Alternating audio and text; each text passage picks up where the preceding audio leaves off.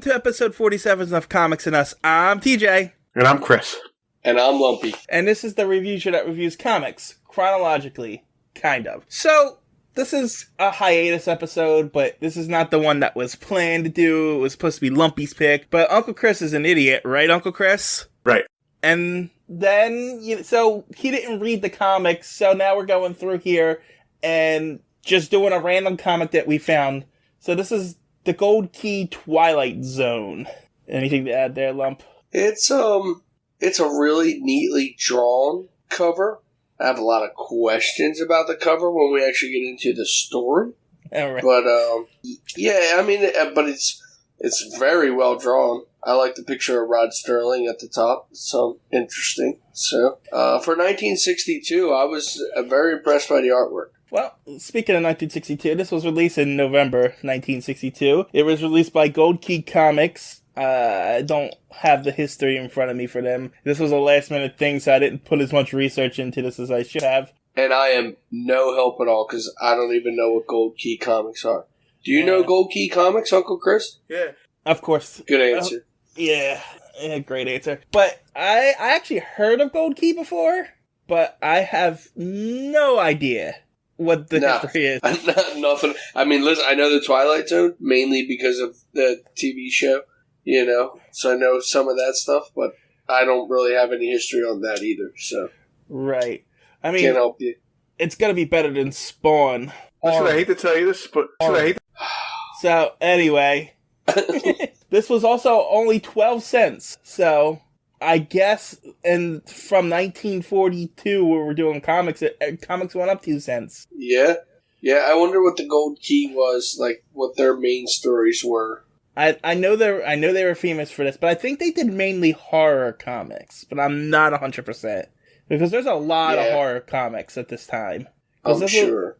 This was like right before superhero comics got really popular again, because they fell out of popularity in like the 50s and early 60s. So, yeah, go ahead. I was looking at the Gold Key Comics titles. I was looking to see if there was any that I recognize. The Addams Family. Yeah, I figured they did a lot of proper horror anthology books. Buck Rogers, Bugs Bunny, Rocky and Bullwinkle, Daffy Duck.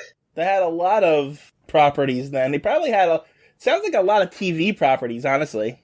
Yeah, it seems like they actually have quite a few properties. Their original series, I don't really see too much. Nothing that Space Family Robinson. It's interesting. Yeah, but it's also based on a TV show. Yeah, but I don't see anything that's... No. Well, anyhow. I guess we should go into the cover. It says The Twilight Zone. A girl in distress leads her rescuers on a voyage to nowhere. Which is kind of a misleading title, because that's not what happens. Yeah, you're right. It does not happen. But, there's two guys on a boat trying to wave down a girl in a sail ship. And they're like in a motorized boat. I wonder if boat technology got that much better from because it said 50 years passed between this. I mean, I guess this is 60s, right? So 50 would be like 1910? Yeah. So I guess. Yes and no. I'll bet you that the technology was fairly similar between those two times as far as boats go. You know what I mean? I don't know how well they were on motors. And mainly the difference in this story is she's in a sailboat and they're in a motorboat. So, technology or not, it would be two different things anyway. Well, that's my point, but the boats are so different. I just wonder if they had motorboats back in that time period. That would be a good question. That we don't have the answer to. No. Do you know, Uncle Chris? Interesting. Huh. Yeah. All right. Ready to go into it proper? I am. I was just looking to see when the first motorboat was around. Okay. 1886. Oh, so maybe they did. So it's very possible that they had some form of motor in 1910. Gotcha. Anyhow, yeah, let's go. Let's go on into the first story of this one. Right. So we open up with an explanation of Saturn's, like what Saturn is, essentially. Yes. I'm still not sure why. Me neither. And I don't know if they were just trying to educate people or what, but it's just, It's literally just a description of Saturn. Yeah, and I thought it had something to do with the story we're going into, because the little knowledge thing that we get at the end, it was related to that story. But so it doesn't. I don't think we're on Saturn in this first story. We are not.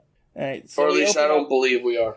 I mean, it doesn't really say. No. So we open up with the classic Rod Serling saying, well, you want to read it? 2 skiers, Larry Clark and Ron Harrison, caught in a bad snowstorm, are about to take the only way out, a quick slide through the Twilight Zone. Yep. And this one's called The Twilight Zone Perilous Journey. And we open up, well, we got Rod Serling front and center with 2 skiers skiing down a mountain path. And, they're just talking. And then one guy goes ahead and trips and falls down a hole. Yeah, basically he says, just, watch your step. The snow is slippery. Nothing fancy in the first couple. They're just skiing. Yep.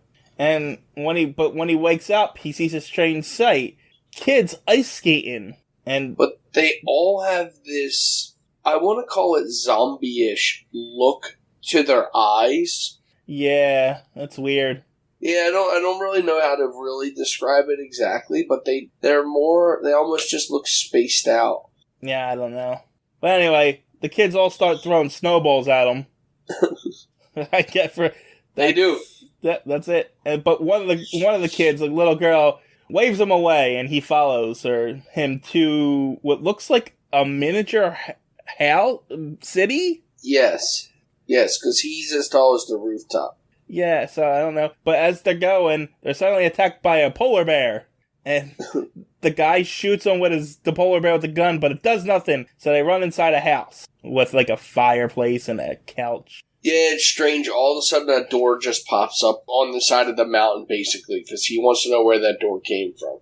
And the little girl pulls him inside. Yeah. And so she starts looking at herself in a mirror, and her reflection changed from a little girl to an adult woman. An attractive adult woman, I guess. Yes. It's just, she looks like, I'm gonna pull a Lumpy, she looks like every other comic book woman that's drawn. 100%. Yes. She is the typical comic book woman drawing. She is dark hair, pretty face, cut cheeks. Yeah. She's a comic book woman. Yep.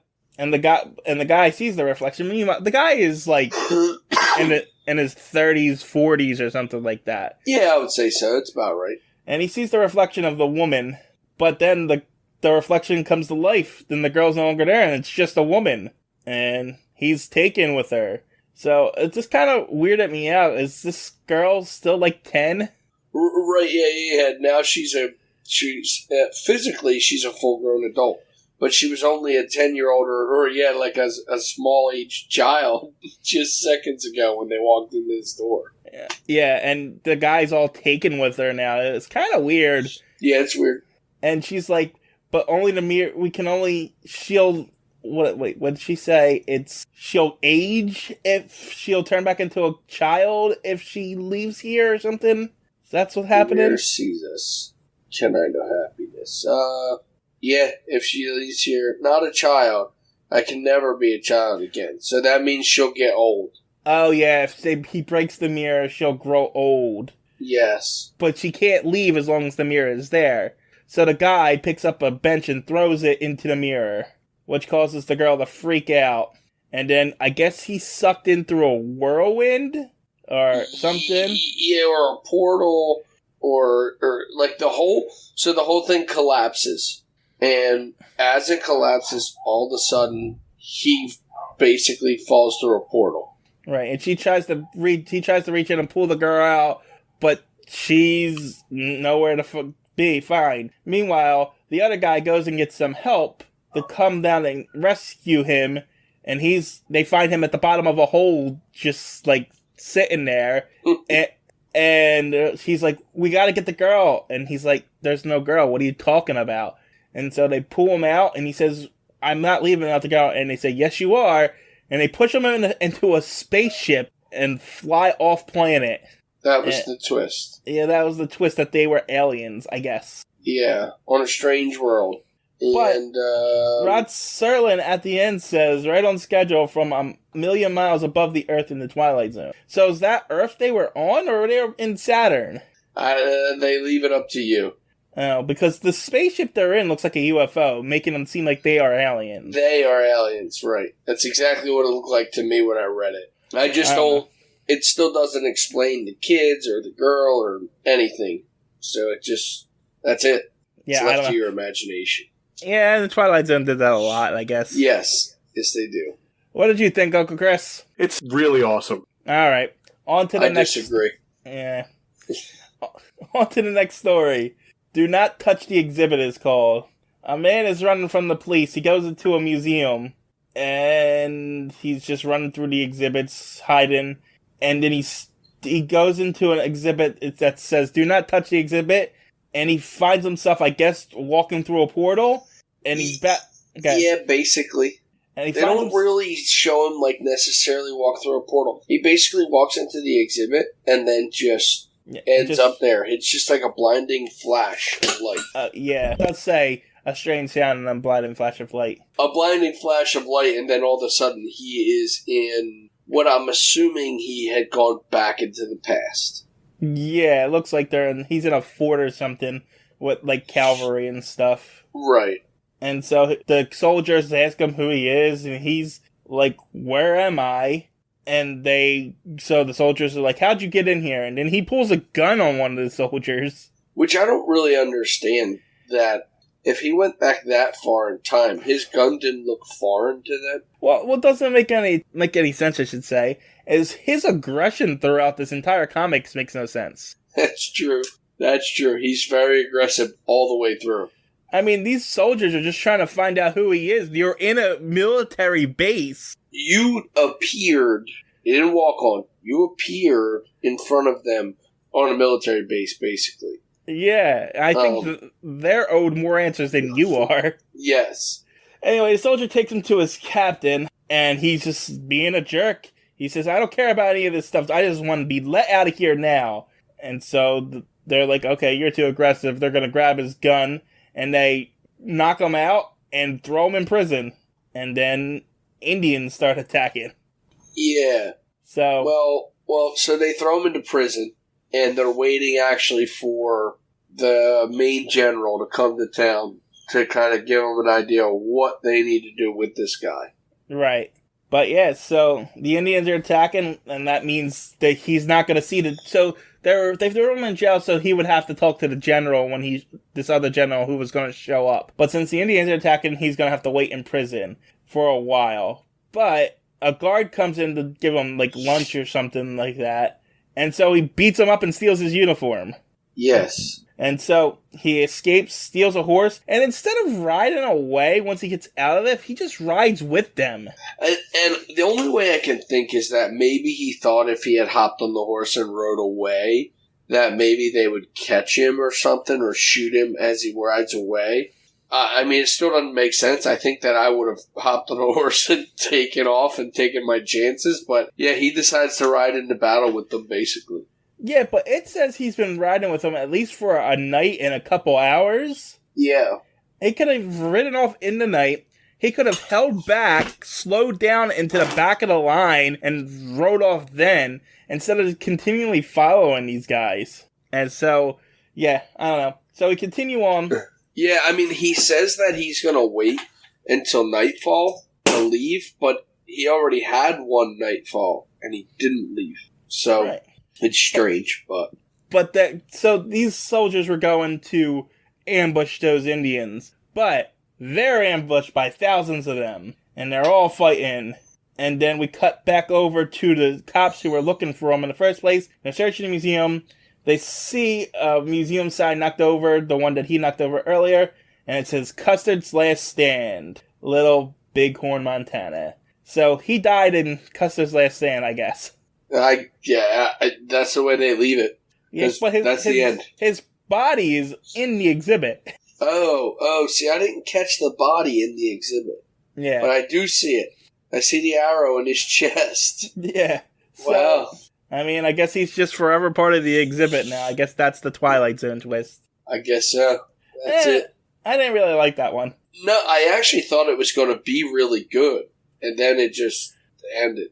Yeah. Which, it ended kind of funny, like, it's just, I thought there was going to be a little more to it. There wasn't enough to it for me. Yeah. The next story is called Wings of Death, and it's just a page of text. Yeah. Did you read it? I did. I read it. I read it too. And it's just I was disappointed that I did. I wish I kind of would have been like, nah, didn't read that. So I almost skipped it. I actually went to the next page, and then I thought about it. I was like, I better read it just in case. And it's just about two guys in, like, where are they? In some jungle somewhere, and, like, studying the locals. And the locals worship owls, and apparently there's this vampire owl that's killing locals. And they come across it, and then they kill it. And that's it. Basically, yeah. He holds his arm out in the night for the thing to try to attack him, and they club it, and that's it. The end. It's good. No, it just was it. When I read it, there's so much text involved, and I read it, and then literally at the end they clubbed the thing in the night, and that's it. It's the vampire owl no longer going to claim any victims. It was a lame story, and it's also it was also really hard to follow. Follow. Not only that, but it's hard to review just a block of text. I agree. For us, it is anyway. Even so, the little picture at the top is two guys with a club and a flying owl. Yeah, it says "Wings of Death." That's what it's called. And basically, that picture would have done just fine for exactly what the story is. Yeah. Anyway. Yes. On to our last story, Voyage to Nowhere. Yeah, this is the one from the cover. Yes.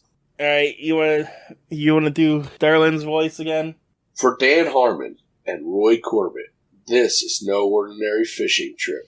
They are about to make the catch of their career in the Twilight Zone. That's not true at all. That doesn't happen even close to it. It has no bearing on the story at all. It does not. Why is Ron Sterling lying to us? They don't catch anything here at all. And in the beginning and on the cover, they lie too. Yeah, man. Twilight Zone. None of his text has anything to do with that story at all. I'm trying to remember what the cover said. I'm going back, but it's slow. All right. A girl in distress leads her rescuers on a voyage to nowhere. Yeah, exactly. That doesn't happen either. That does not happen. It does not happen at all. So we open up the two guys on a boat in the middle of a storm, and then a sail ship comes out of nowhere that has the lady on it from the cover, and they're like, and the lady asks, "Can you tell me which way to the harbor is?" And they tell her, "Due north," and then they sail away, and then the one guy is kind of like gets a little obsessed with her, and they see her crash into the rocks and die, I guess. Yes. And so, when they get back to the shore, they're told the story of the woman who was trying to get to her wedding. I don't know why she was on a sail ship trying to get to her wedding. By herself. Yeah, by herself. I don't know why. But but she was, and she crashed in the rocks and never seen. That was her ghost. The one guy is so obsessed with it, and he was like, if only a person was there with her to try and help her. And if only a man was there. A woman on her own out there could never survive. If there was a man there with her, he would have been able to guide her to the right places.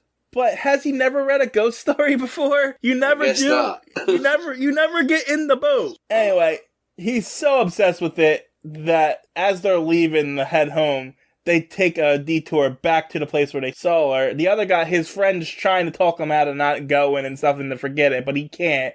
And they come across the ghost again. But this time, the fog sets in and the ghost is there. But this time, the guy that's obsessed, gets off the boat and into her boat and tries to help her.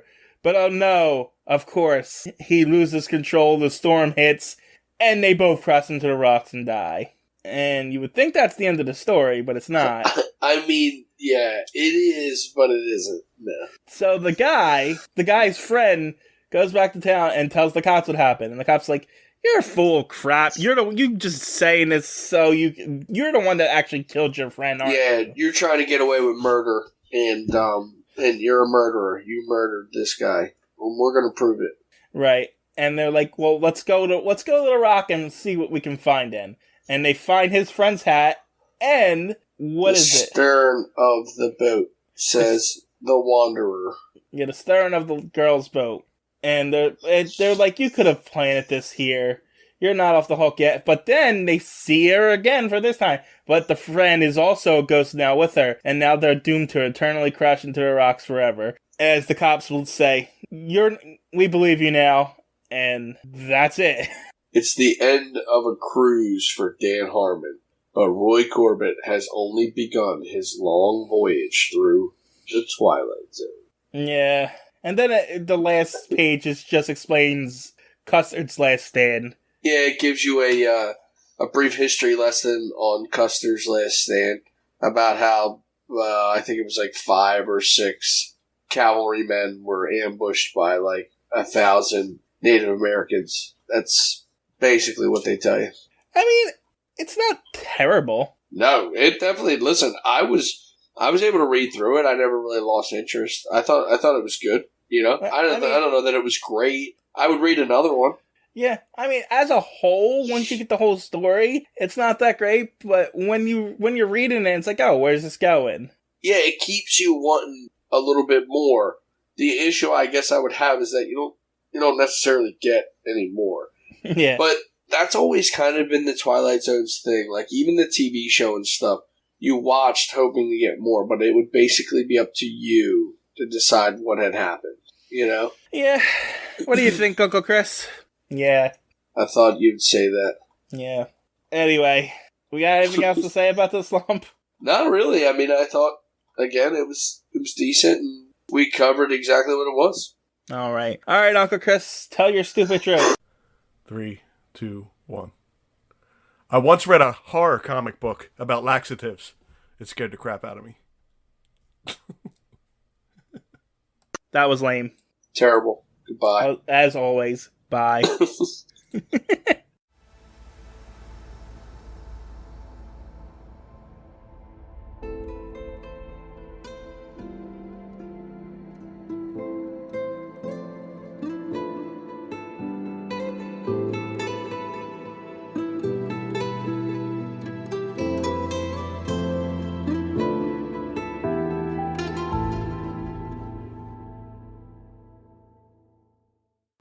TJ here from Comics and Us, just here to plug the social media. Check us out on Twitter. Our handle is @EveryTNUs because someone took everything and us, but the name of the Twitter page is Everything and Us Podcast, and then the handle is @EveryTNUs. You can also check us out on Instagram, which is also Everything and Us. These all encapsulate all the podcasts that I do, but you're going to find all your updates for Comics and Us, Anime and Us, so forth and so forth. You can also contact us right now at everythinginUspodcasts@gmail.com. Still working on the website. And until then, that's where you can get a hold of us. That's all.